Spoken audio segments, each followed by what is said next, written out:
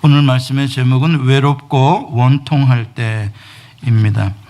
우리가 살면서 여러 가지 고생을 하는데 그 중에 제일 힘든 고생은 뭐니 해도 마음고생인 것 같아요. 몸이 좀 고생스러운 건 뭐 한숨 또 잘 하루 저녁 자고 나면 또 다음날 또 일어나서 일하면 되는데, 이 마음이 힘든 거는 잠을 자도 해결이 안 되고 또 어느 때는 잠도 못 자게 우리를 괴롭힙니다. 그래서 잠언 4장 23절에 보면 이런 말씀이 나오죠. 모든 지킬 만한 것 중에 더욱 내 마음을 지키라. 생명의 근원이 이에서 남이니라. 우리가 인생을 살다 보면 우리의 마음을 괴롭히고 우리의 마음에 여러 가지의 독을 막 타는 듯한 그런 공격들을 참 많이 받습니다. 거기에서 우리의 마음을 빼앗기면 우리는 생명을 잃게 되는 그런 위험까지 당할 수 있다라고 경고를 하는 것이죠. 왜 이런 마음고생을 우리가 하게 되는 걸까요? 대부분 인간관계 때문에 그렇습니다. 부부관계도 좋지 않으면요, 마음고생이 굉장히 심합니다. 제 아내와 조금만 말다툼을 하고 한 2시간만 말 안 하고 지낼래도요, 그냥 터질 것 같아요. 그래서 그냥 요새는 얼른 미안해, 내가 잘못해서 얼른 그러고 끝냅니다. 왜? 2시간 동안 고생하니까 빨리 끝내. 절대 제 아내를 못 이기거든요. 그러니까 제가 이제는 알아요. 빨리 내가 말하는 게 나아요. 이게 가까운 사람 간에도 이렇게 마음고생을 참 많이 하게 돼요. 또 마음고생을 우리가 하게 되는 건 나보다 힘이 센 사람이 나를 괴롭힐 때 내가 어떻게 해볼 수가 없는 거예요. 그러면 마음고생 하게 됩니다. 한국에서는 그걸 요즘에 갑질이라 그러고, 이 을들이 그 고통을 당하는 그 고통을 요즘에 많이 표현하고 있습니다. 여러분들은 그동안 어떻게 사셨어요? 그동안 마음을 어떻게 지켜오셨습니까? 여러분들 마음에 상처내는 수많은 화살이 있었을 것이고 말에 칼들이 있었을 것이고, 그런데 어떻게 마음을 지켜오셨나요? 요즘 여러분들의 마음 상태는 어떤 것 같아요? 마음 상태를 여러분들이 기상캐스터가 되셨다 그래서 여러분들의 마음 상태를 한번 표현해 본다면 어떤 마음일까요? 선선한 바람이 부는 그러한 가을 청명한 하늘 같은 마음인가요? 새들이 지저귀는 그러한 신선한 바람이 부는 맑고 화창한 그런 마음이시길 바랍니다. 만약에 그렇지 않다면 왠지 먹구름이 있고 뭔가가 답답하고 나를 건드리면 그냥 갑자기 태풍이 몰아칠 것 같은 마음 상태라면 아주 위험한 겁니다. 제가 목회 상담학을 전공했는데 그때 많은 케이스 스터디들을 이게 하게 됩니다. 그건 이제 상담을 받으러 온 많은 사람들의 케이스를 연구하는 것들이죠. 공통점은 뭐예요? 뭐 이유들은 다 다양하지만 공통점은 다 마음이 너무나 힘들어서 마음에 큰 바위 덩어리 같은 것들이 누르고 있기 때문에 숨이 안 쉬어지고 잠을 못 자고, 그래서 카운셀러를 찾아와서 나 좀 어떻게 해달라고 그렇게 오는 것들입니다. 이렇게 큰 돌덩어리들이 여러 개가 누르고 있는데 그걸 카운셀러와 이야기를 하면서 카운셀러가 자꾸 그 돌덩어리들을 조금씩 이 말로 표현하도록 이렇게 도와주죠. 말하게 자꾸 합니다. 속상한 거, 원통한 거, 아무도 몰라주는 거 자꾸 말을 하게 해줍니다. 그러면 이제 그게 벤틸레이션이 되는 거예요. 조금씩 그것들이 이제 깨져 나가는 거죠. 마치 우리 몸에 큰 결석이 생길 때, 스톤이 생길 때 레이저 같은 걸로 깨뜨리든지 아니면 수술을 해서 꺼내든지 마음속에도 살다 보면은 큰 결석이 생기는 거예요. 그래서 여러분들 가운데서도 실제 그런 표현하고 있잖아요. 뭐 돌덩이가 나를 누르고 있는 것 같다, 그렇게 하잖아요. 근데 문제는 마음만 누르면은 괜찮은데 이게 오래되다 보면은요, 몸이 상하기 시작해요. 뭐 오래까지도 안 가요. 어느 때는 내 마음이 힘들다는 걸 내 위장이 먼저 알아요. 이상하게 속이 뒤틀리고요, 밥맛이 없어지고요, 체하고요, 괜히 신트름이 나고요, 힘들어. 금방 위가 알아요. 그래서 위가 이 세컨 하트라고도 하잖아요. 세컨 브레인이라고도 하고요. 제일 먼저 알아요. 또 두통, 그냥 머리가 막 깨지게 아픈 거예요. 그 정도는 아니라도 아주 계속 머리가 묵직해요. 그리고 뭔가 여기에 막 그냥 부글부글 끓어오르는 게 있어가지고 막 터지기 일보 직전이야. 건드리면 안 돼. 그럼 터져. 그 정도로 자꾸 이게 뭔가 생기는 거예요. 목에 뭐가 걸린 것처럼 칵칵거리고요. 그런 증상이 있으신 분들이 있으면 마음에 지금 문제가 오고 있다는 거예요. 마음을 내가 지키지 못하고 있는 상태가 오고 있다는 게 몸으로 오는 것입니다. 이걸 놔두면 이제 육체적으로 치명적인 암으로 이제 발전을 하게 되는 것이죠. 암이라는 병이 제일 무섭다고 사람들이 암 하면서 걱정하지만 사실은 마음의 병이 훨씬 무서운 겁니다. 마음에 품고 있는 이 울화병, 이거는요, 이 검진으로도 안 나와요. 울화병이라는 거는요. 이 피검사 해보세요. 울화병 나오나? 이 원장님 안 나오죠? 안 나와요. 피검사에 안 나옵니다. 여러분 이 사이키애트리들 찾아가 보세요. 울화병 잘 또 못 찾아요. 그 정도로 이 울화병이라는 거는 아주 교묘하다고요. 그런데 그게 우리를 굉장히 드레인하게, 우리를 아주 에너지를 빠져나가게 하고 무기력하게 만드는 병이거든요. 제가 왜 이 울화병을 지금 이야기를 하냐면 시편 142편을 읽어보니까 제가 진단해 보건대는 울화병이 아주 깊은 단계에 있는, 이거 치료 안 하면 이 사람 거의 울화병으로 생명이 다 끝날 것 같은 사람이 등장을 하고 있는 거예요. 이거 1, 2년 된 울화병이 아니에요. 이거는 굉장히 심각한 상황입니다. 2절에 보니까 정확하게 자기의 마음을 드러내고 있어요. 내 안에 원통함이 가득해가지고 토로하는 거예요. 토에 내질 만큼 원통한 돌덩이들이 누르고 있는 거예요. 우한이라는 건 그냥 트러블스인데 그게 말로 그냥 트러블이지, 이런저런 아주 복잡한 억울함 뭐 그런 것들이 다 종합적으로 오고 있는 거예요. 마음속에. 그 상태입니다. 그게 얼마나 심각하냐면 3절에 보면은 내 영혼이 뭐라 그러냐면은 속에서 상할 때 이렇게 표현하고요.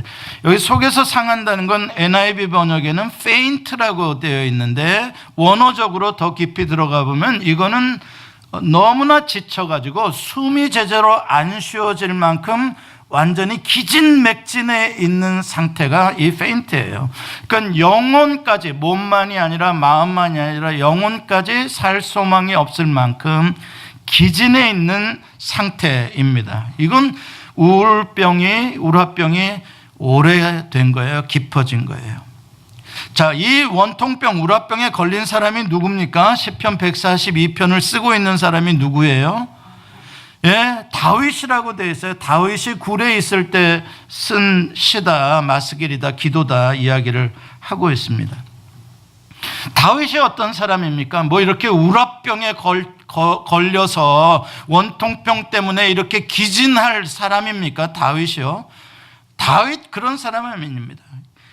이 세상에서요, 다윗처럼 건강한 마음을 가진 사람이 없다고 할 만큼 다윗은 아주 strong heart를 가진 사람이고 아주 건강한 마음을 가진 사람이에요. 그래서 하나님께서 다윗을, 이새의 아들 다윗을 보니 하나님의 마음에 합한 자고, 하나님이 이새의 아들들 가운데 왕제로 기름을 부을 자를 뽑을 때 외모를 보지 아니하시고 중심을 보고 뽑으실 때 다윗이 그 마음이 하나님 앞에 들었던 거예요. 그래서 다윗은 뭐 골리앗도 이기는 전쟁의 영웅이고 뭐 그랬지만 다윗이 그렇게 위대한 이스라엘의 영웅이 될 수 있었던 것은 무슨 피지컬한 능력 때문이 아니에요. 육체적으로 무슨 기술이 있다거나 육체적인 파워가 강해서가 아니라 다윗이 이스라엘을 구원해낼 만한 위대한 영웅이 될 수 있었던 것은 그의 하트란 말이에요. 마음이 영웅인 거예요. 다윗은 그 마음이 어떤 마음이길래요? 믿음의 마음이에요. 아주 건강한 마음입니다. 그래서 다윗은 힘들고 어려울 때 그럼에도 불구하고 수금을 연주하고 사울 왕이 자기를 죽이려고 창을 던지는 데서도 사울 왕을 위해서 수금을 연주해 가지고 사울 왕의 두통을 치유해 줄 만큼 바울은 마음이 건강하고 영적으로도 강력했던 사람입니다. 사울 왕을 자기가 복수할 수 있는 기회가 눈앞에 왔는데도 다윗은 2번이나 사울 왕을 살려줘요.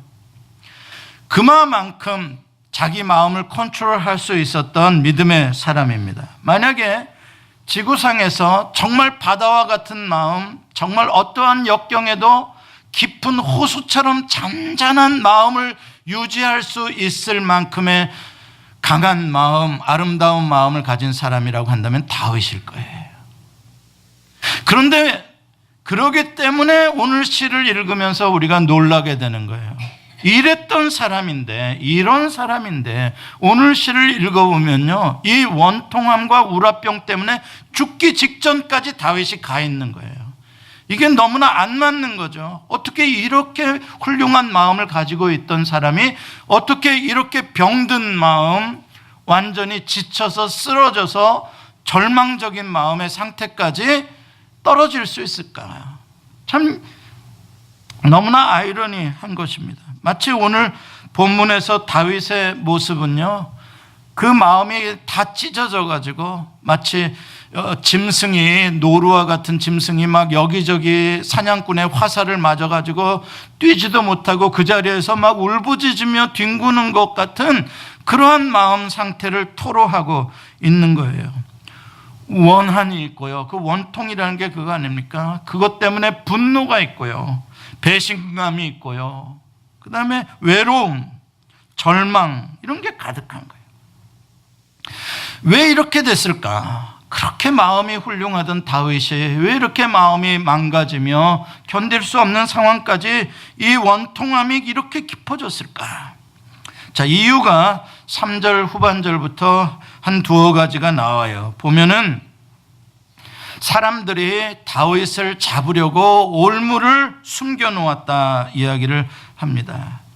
이거는 전문 사냥꾼들이 노루가 다니는 길목을 잘 관찰해 두었다가, 사냥감이 다니는 길목을 관찰해 두었다가 딱 요 지점에다가 덫을 놓으면 딱 잡겠다. 이거 전문 사냥꾼들은 아주 집요하잖아요.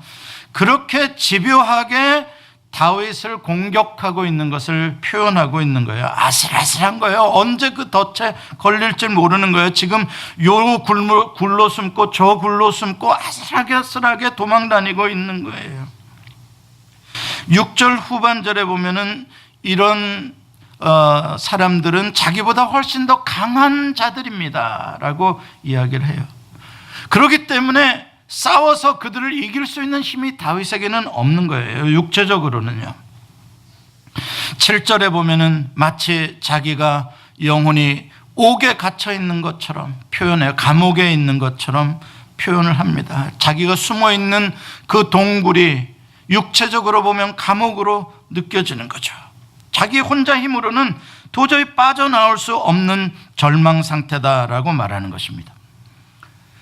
그런데 왜 다윗을 공격하는 사람들은 그렇게 다윗을 집요하게 죽이려고 그렇게 쫓아오는 것일까? 한두 해가 아니라 몇 년 동안을. 왜 다윗이 무슨 죄를 졌기 때문에 저토록 죽이려고 하는 것일까? 실제 다윗이 그런 죄를 졌나요? 만약에 그렇다면 오늘 시에서 원통이라든지 핍박이라든지 다윗이 이런 표현을 쓰면 안 되죠. 그건 자기가 잘못해서 당하는 건데. 그런데 원통, 핍박 이런 단어를 쓴다는 것은 다윗이 지금 억울하다는 거 아닙니까? 나는 이렇게 쫓겨다닐 만한 잘못을 한 게 없다. 죄를 지은 게 없다. 사실 그렇습니다. 오히려요, 다윗은 사울 왕의 마음을 시원하게 해주고 두통을 치료해 줬던 사람이고요, 골리앗이라는 그 거대한 장군과 블레셋의 공격으로부터 이스라엘을 구원해낸 구원자 아닙니까? 다윗은 상을 받아도 가장 큰 상을 받아야 할 사람이고, 높은 자리에 올라가도 가장 높은 자리에 올라가야 마땅한, 자기 민족을 위해서, 왕을 위해서 자기가 목숨 걸고 충성을 다한 사람이에요. 이 사람은 칭찬만 받아도 부족한 사람이란 말입니다. 그런데 오히려 자기를 반역자 취급을 하고 자기를 죽이려고 3,000명의 정예 군사를 이끌고 쫓아오니 너무 억울한 거죠. 제대로 숨을 곳도 이제는 없고요. 한순간도 마음 놓고 잠을 자본 지가 언젠지 몇 년 동안 그러고 다니는 거예요. 아무리 사울 왕을 살려주고 충성을 자기가 보여주고 나는 아무런 그런 반역의 뜻이 없다는 걸 아무리 호소해 봐도 소용이 없는 거예요. 여러분, 우리가 인생을 살면서 이러한 절망의 동굴 같은 시간들을 종종 경험합니다. 어떤 분들은 종종이 아니라 너무 자주 경험해서 힘든 분들도 계시고요. 여러분, 이럴 때 필요한 게, 우리에게 필요한 게 뭘 것 같아요? 이럴 때 필요한 게 가족이고 친구예요. 나 혼자 당하는 고난과 나 혼자 당하는 이 원통함은 견디기가 힘들어요. 그렇지만 옆에서 내 친구가, 나의 이 원통함을 들어주는 친구가 있다든지, 나의 억울함을 곁에서 그래도 네가 참아라 하면서 격려해주는 가족이 있다든지, 우리가 옆에 있잖아, 힘내라, 그렇게 해주는 가족이나 친구 한 명만 있어도요, 우리는 정말 다시 시작할 수 있는 힘을 얻을 거예요.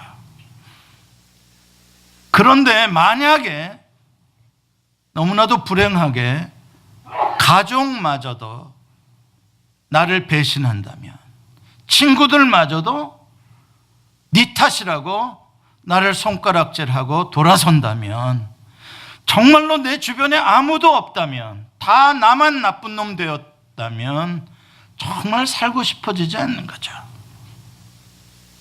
여러분, 막 극단적인 인생의 선택을 하는 사람들이 대개 이 정도 상황에 몰리는 사람들이에요. 보통 이 정도 되게 되면 사람들이 뭐라고 그러는 줄 압니까?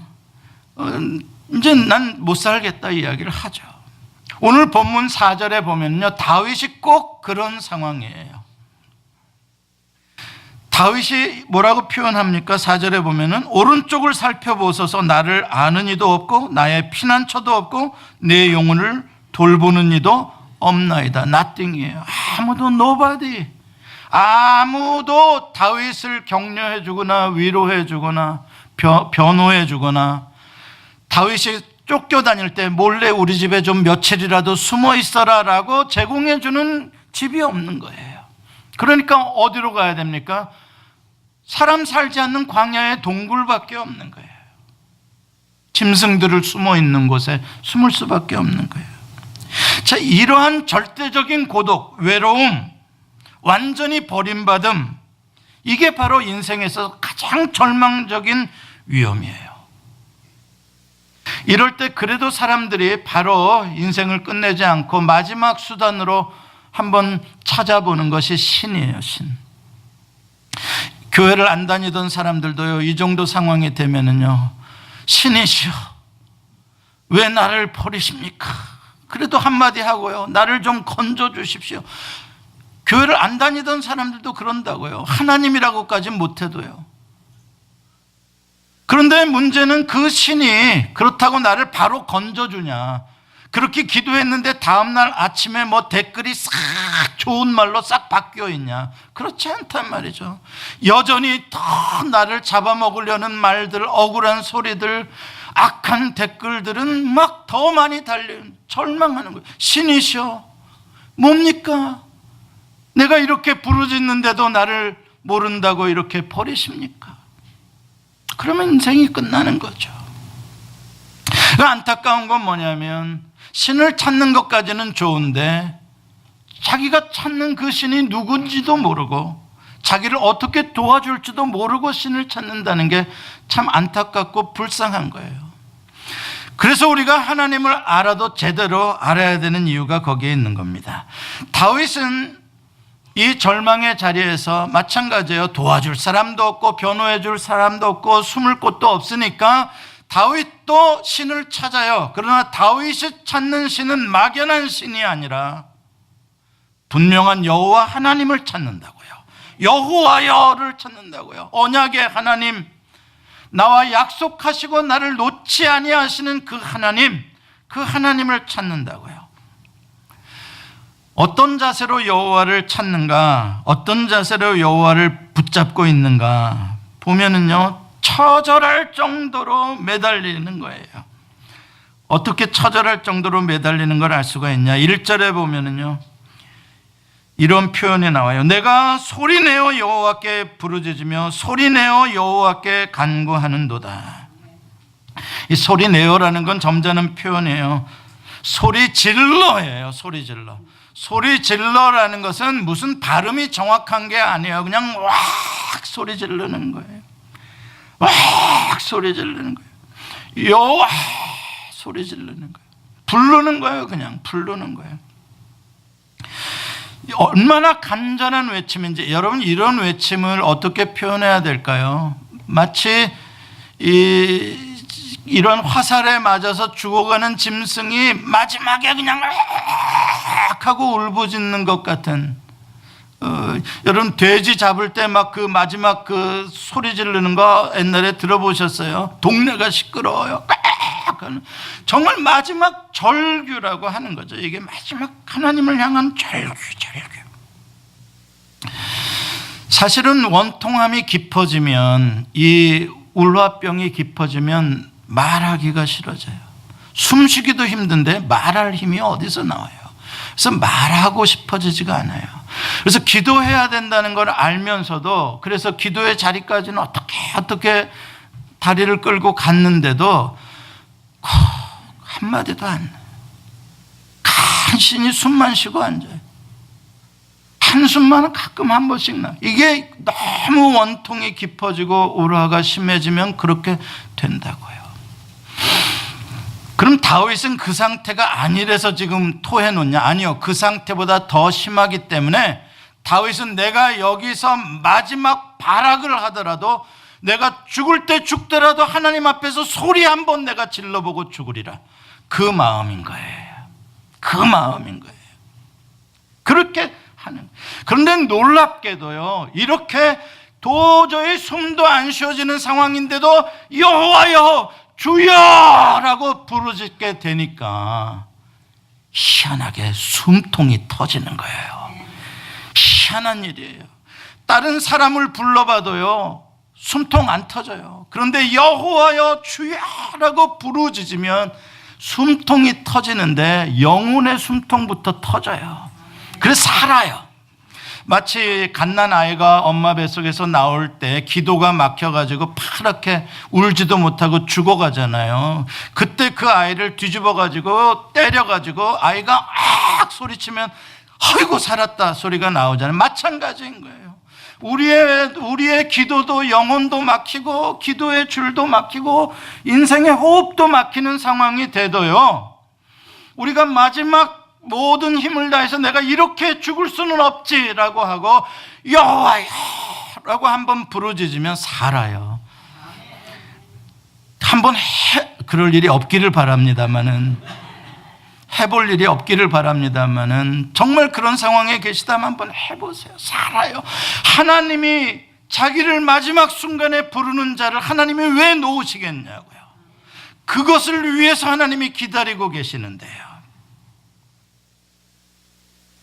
그리고 나니까 속마음이 조금씩 터져서 2절에 보면 자기의 돌덩어리 같은 원통함을 하나님 앞에 하나 토해놓고 2개 토해놓고 하나님 앞에서 그 원통함을 하나씩 봐수는 작업을 하고 있는 거예요. 하나님 이것도 한 덩어리 있네요. 토해놓으면 그래 놔라 내가 깨줄게. 하나님 또 깨주시고 또 토해놓고 또 깨고, 그리고 내 우환을 진술하는도다. 진술한다는 것은 이제 조금 감정적인 부르짖음이 아니라 조금 더 이성적인 설명이, 문장이 만들어지는 거예요. 하나님 이만저만 하네요. 말이 되어지는 거예요. 이렇게 되면 사는 거예요. 이제 말이 나오기 시작하면 하나님 앞에서 기도가 터지고 울음이 터지고 말이 나오면 사는 거예요. 다 쏟아놓는 것이죠. 그게 어떻게 가능할까? 다윗에게 그 무거운 돌덩이 같은 마음을, 그게 뭐냐면 그게 믿음이고 그게 여호와를 아는 지식이라는 거예요. 그냥 막연한 신이 아니라 다윗은 여호와 하나님이 어떤 분인지를 확실히 알고 있는 거예요. 또 그분에 대한 믿음을 확실히 가지고 있는 거예요. 아무리 지금 자기가 원통병 마음이 막 여러 가지 우환으로 괴롭지만 믿음 자체가 사라진 게 아니라 맨 밑바닥에는 믿음의 추가 여전히 있는 거예요. 여호와를 바라보는 여호와에 대한 지식이 마치 오뚜기의 맨 밑바닥에 있는 무게중심처럼 인생의 가장 깊은 밑바닥의 무게중심에 여호와 하나님을 향한 믿음이 있는 거예요. 다윗의 마음이 하나님에게 합했다는 건 그걸 말하는 거예요. 다윗의 마음이 온통 전부 다 아름답고 온통 전부 다 맑고 밝고 깨끗하고 평화로워서 하나님의 마음이 합한 게 아니라 그 누구보다도 많이 상처받을 수 있고 마음이 아무리 힘들 수 있어도 다윗의 마음 속에는 그런 것들에게 질 수 없는 여호와 하나님을 향한 그 믿음이 있었다는 거죠. 3절에 보면 이렇게 고백해요. 내 영이 속에서 상할 때에도, 제가 아까 표현했죠, 영혼이 기진해서 거의 죽을 상태입니다. 그때에도 주께서 내 길을 아셨나이다. 주님이 내 마음을 아신다. 내가 얼마나 힘든지도 아시고 내가 여기서 어떻게 빠져나가야 할 구원의 길이 무엇인지도 하나님은 알고 계시다. 이 소망이죠. 그러니까 다른 사람은 나를 다 몰라줘도, 내 옆에 오른편에 한 명도 없어도 그래도 주님이 아시니까, 주님이 내 곁에 계시니까 그게 희망이 되고 있는 거예요. 5절에 보면은 주는 나의 피난처시요 살아있는 사람들의 땅에서 나의 분기지시라. 사람들이 나에게 피난처를 제공해 주지 않아도, 내가 지금 유대 광야의 동굴 속을 전전해도 이 동굴이 나의 피난처가 아니라 이 동굴은 여호와 하나님을 상징하는 것이고 여호와 하나님이 나의 피난처시다. 그걸 고백해. 그래서 다윗이 시편을 읽어보면 여호와는 나의 반석이시요, 반석이시라는 말은 동굴이라는 말이에요. 유대 광야의 동굴들은 다 바위 틈을 말하는 거잖아요. 그렇기 때문에 그 바위 틈 속에 숨어서 살았기 때문에, 반석들 사이에 숨어서 살았기 때문에 여호와는 나의 반석이시요 나의 피난처입니다 라고 다윗이 노래를 했던 것이에요. 뿐만 아니라 여호와 하나님은 전능하신 하나님이시기 때문에 나를 어떠한 강한 자의 올무에서나 어떠한 아주 머리 좋은 사람들이 숨겨놓은 그러한 덧에서도 여호와 하나님은 나를 건져주실 것이다. 비록 내가 감옥에 있어도 나를 꺼내주실 것이다. 꺼내주실 뿐만 아니라 7절 끝에 가보면 뭐라 그러는지 아세요? 의인들이 나를 두루리로다. 의인들이 나를 애워싸리로다 라고 이야기를 하고 있어요. 내가 이 다음에 이 고난이 지나고 나면 하나님이 나를 건져주시고 높여주시고 의인들이 나의 친구가 되도록 나에게 보내주실 것이다. 그러면 그들과 함께 내가 여호와께 감사드리며 찬송하며 예배하겠다. 그 비전을 바라보고 있다고요. 이게 사는 길이에요. 다윗은 지금 너무나 마음이 원통하고 우라병이 깊고 비록 어둡고 축축한 동굴 속에 있지만 마음은 여호와 하나님을 통하여 미래에 완성되어질 구원을 꿈꾸고 있는 거예요. 의인들과 함께 둘러서 여호와를 찬양하고 감사하는 노래 부르는 그 비전을 바라보고 있다고요. 여러분, 지금 얼마나 힘들고 어려운 가운데 계세요? 그건 묵상하지 마세요. 그거 컨템플레이션 하지 마세요. 여기서 다윗의 기도라는 것은 컨템플레이션 마스킬도 마찬가지예요. 그런 건 묵상하고 생각하지 마세요. 적들 바라보고 나를 공격하는 사람들에게 초점을 맞추고 그 사람들하고 내가 어떻게 씨름을 해보고 저 사람들의 그러한 어떠한 계략을 들춰내고 그렇게 해보려고 하지 마세요. 더 깊은 수렁에 빠질 뿐입니다. 더 생각만 복잡해질 뿐이에요.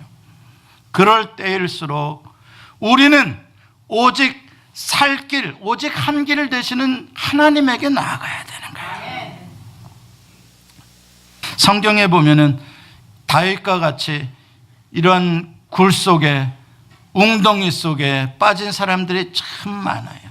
욥도 아주 깊은 인생의 절망의 구덩이 속에 욥도 빠졌었죠. 요셉은 어때요? 실제로 형들에게 버림받아서 물 없는 구덩이 속에 들어가서 거의 죽을 뻔했다. 그냥 형들이 죽이느니 차라리 노예로 팔자 그래서 애굽의 노예로 가잖아요. 형들에게 버림받아요. 너무나 원통해요. 너무나 억울해요. 보디발의 집에 가서 충성을 다해줬어요. 자기 때문에 보디발이 복받았어요. 그런데도 자기의 그러한 마음을 믿어주지 않고 충성을 믿어주지 않고 그 보디발의 아내를 범하려고 했다고 아주 파렴치한 이 성폭행범으로 억울한 누명을 쓰고 감옥에 들어가잖아요. 젊은 나이에 억울한 것 천재예요. 원통한 것 천재예요. 다행히 술 맡은 관원장의 꿈을 해석해 줘서 다음에 술 맡은 관원장이 다시 복직이 되면 자기를 좀 어떻게 해줄 거라고 기대를 했는데 술 맡은 관원장이 잊어버렸어요. 원통할 일이에요.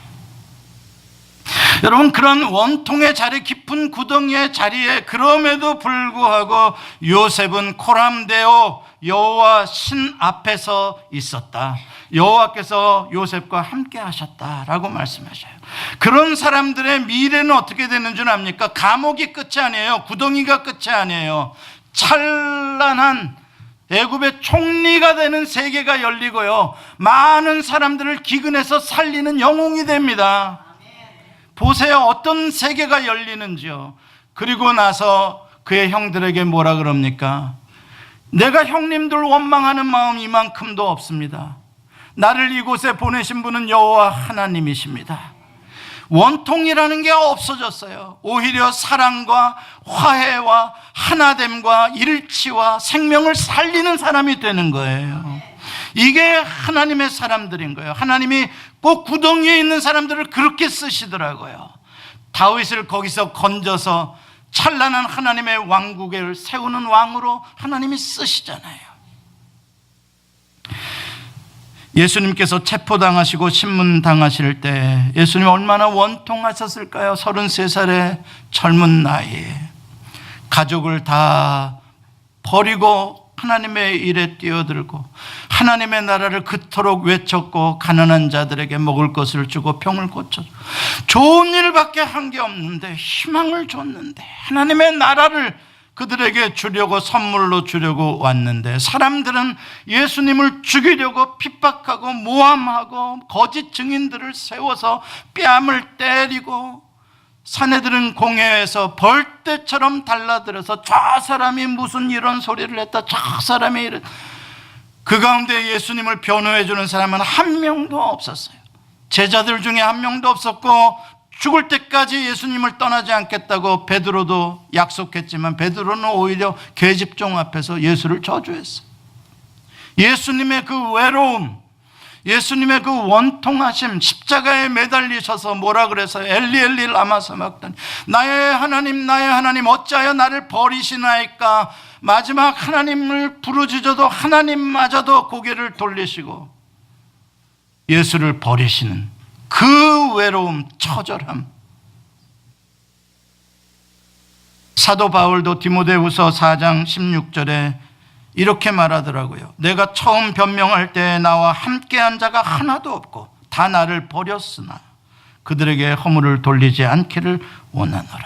늙고 병든 바울이 로마에 재판받을 때 아무도 변호해 줄 사람이 한 명도 없었다는 거예요. 얼마나 외로웠을까? 얼마나 힘들었을까? 여러분, 하나님의 믿음의 사람으로 살아가는 길들이라는 게 결코 탄탄대로 태평성대가 열리는 건 아니에요. 이와 같이 깊은 구덩이에 절망과 원통함과 외로움과 아픔들이 있더라고요. 그런데 보세요. 요셉을 보세요. 욥을 보세요. 다윗을 보세요. 바울을 보세요. 예수님을 보세요. 전부 다 그 가운데에서도 여호와 하나님의 신실하심을 바라보고 그 하나님께 초점을 맞추고 있었기 때문에, 구원의 하나님을 바라보았기 때문에 다니엘도 사자굴에서 그 하나님이 건져내시잖아요. 다니엘의 세 친구도 풀무불 속에서 하나님이 건져내시잖아요.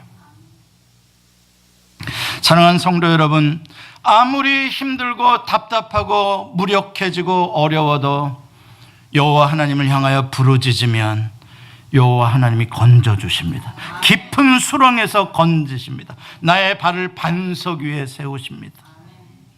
만약에 하나님이 나를 거기서 건져주시지 않는다면 나로 하여금 그것을 견디어낼 수 있는 힘을 주실 것입니다. 만약에 거기서 내가 빠져 죽는다면 끝이 아니라 거기서 나를 부활하게 하실 것입니다. 예수 그리스도의 십자가가 끝이 아니라, 무덤이 끝이 아니라 부활시켜 주셨듯이, 빌립보서 4장 6절로 7절은 이렇게 말씀합니다. 같이 한번 읽어보겠습니다. 시작. 아무것도 염려하지 말고 다만 모든 일에 기도와 간구로 너희 구할 것을 감사함으로 하나님께 아뢰라. 그리하면 모든 지각에 뛰어난 하나님의 평강이 그리스도 예수 안에서 너희 마음과 생각을 지키시리라. 아멘. 누가 기도하는 사람이냐고요? 하늘로부터 하나님이 부어주시는 평강 때문에 오늘도 내 마음과 생각이 보호받고 있는 사람, 그래서 평강을 유지할 수 있는 사람, 도저히 평강을 유지할 수 있는 상황이 아니에요. 원통함과 이 우라가 밀려오는 것은. 그런데도 하나님을 바라보기 때문에 하늘로부터 신비한 능력이 나에게 부어져서, 세상이 줄 수 없는 평안이 나에게 부어져서, 그럼에도 불구하고 마음의 평안을 유지할 수 있는 사람, 그래서 건드려도 안 터질 사람이 되는 거예요. 건드리면 나 터져 하는 거 자랑하지 마세요. 누구나 다 그래요. 건드리면 터지는. 예수를 그래서 믿는 거예요. 나를 건드리고 흔들어도 안 터지려고 예수 믿는 거예요. 세상에 나가보세요. 건드리면 터질 사람 많아요. 여러분까지 거기에 보태주실 일 없잖아요.